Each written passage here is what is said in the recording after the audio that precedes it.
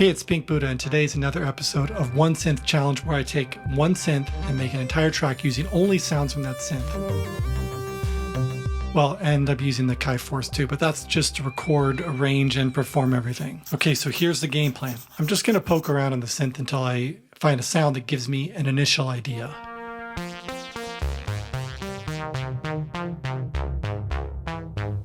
Funny enough, this first sound works great, so I'm just going to run with this.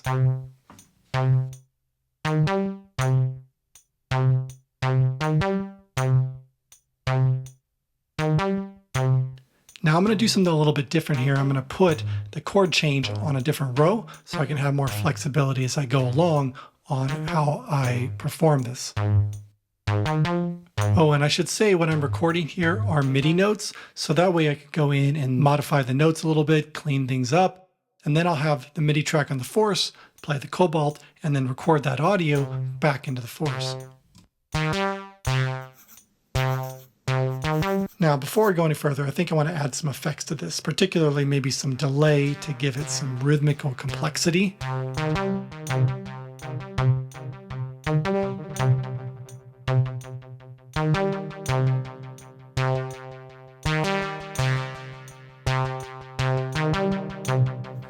Okay, so this feels like a really great starting point. I'm going to move on now to making a beat, starting with the kick. So I stumble across this kick-like sound and think this is going to work great. And I'm thinking I'm going to record this 4 on the floor type of pattern.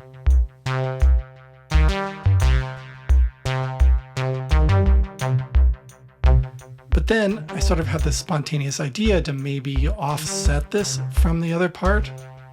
This may not end up working out, but I'm just going to run with it for now. Oh, and if you're interested in watching me do more of these one synth challenges, be sure you subscribe so you don't miss out on the next one. Okay, so I'm going to move on now to find some sort of hi-hat sound. And I came across this one that has a lot of noise in it, and also this really crazy filter. I mean, just look at the shape of that thing. Okay, so first step is I'm going to record all these MIDI notes. And then when those are playing the Cobalt, I can mess around with this filter.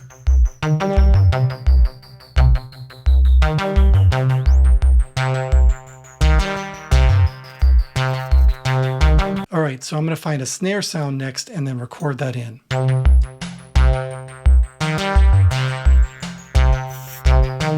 Okay, so let's back up here for a second, because that initial kick, even though the offset was kind of interesting, it's not really holding down the beat. So I'm going to keep it in there, but just chop out the low end and then record kind of a proper kick. So after recording a techno-like kick, I start to mess around with things a little bit more and realize this whole thing just needs to be faster.